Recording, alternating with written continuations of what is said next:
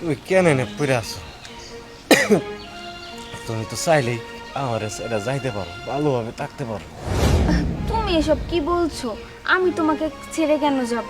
শোনো, তোমাকে সুস্থ করার জন্য আমার যা করা লাগে আমি তাই করব, তবুও তোমার জায়গা যেতে পারবো না।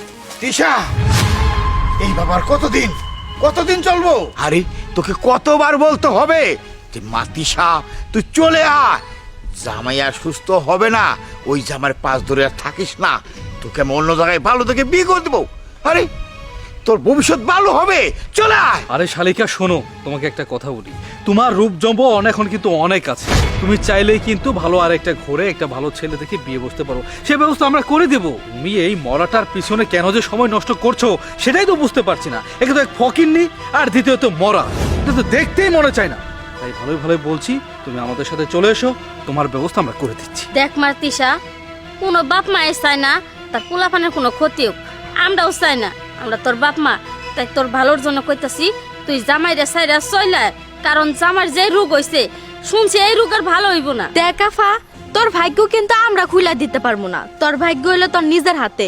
তোর এই অসুস্থ জামাইরা ফালাই রেখে আমাগো সাথে চল না। তুই এই জামার সাথে থেকে কি করবি কসে?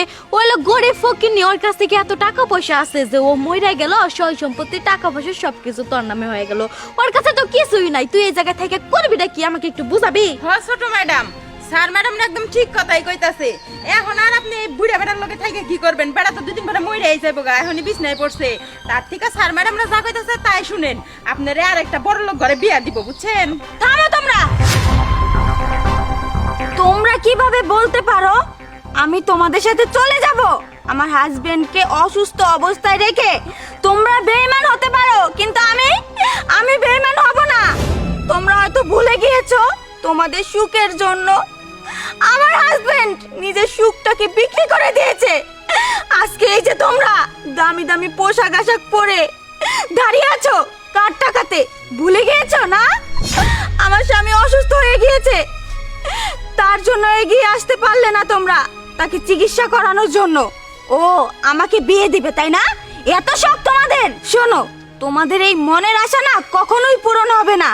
আমি আমার স্বামীকে প্রয়োজনে ভিক্ষা করে হলেও সুস্থ করে তুলবো, তাও তোমাদের মতো লোকের সাথে আমি যাব না। এই যে দুলাভাই, আপনি যে এত বড় বড় কথা বলছেন, আপনার এমন কি গ্যারান্টি আছে যে আপনি বিছানায় পড়বেন না? আপনি হয়তো ভুলে গিয়েছেন, আজকে যদি আমার হাজবেন্ডের জায়গায় আপনি থাকতেন, সেম কাহিনীটা আপনার সাথেই হতো। তো এখনো সময় আছে, আপনারা ভালো হয়ে যান। মানুষকে আর অপমান করা বন্ধ করুন। আর বাবা মা, তোমাদেরকে আর কি বলবো, তোমরা যে বাড়িটাতে থাকো না, সেই বাড়িটা কিন্তু আমার হাজবেন্ডের দেওয়া বাড়ি। তো আমি সেই বাড়িটা তোমাদেরকে ভিক্ষা হিসাবে দিয়ে দিলাম। আর কিছু বলতে চাই না আমি। যাও এখান থেকে, চলে যাও। লিটু, চলে আসো। বুঝতে পেরেছি, আমাদের কথাও বুঝে নাই। চলো আমরা চলে যাই, চলো চলো চলো। এখন ওই জায়গায় বেহায়ার মতো দাঁড়িয়ে আছো, চলে আসো বলছি।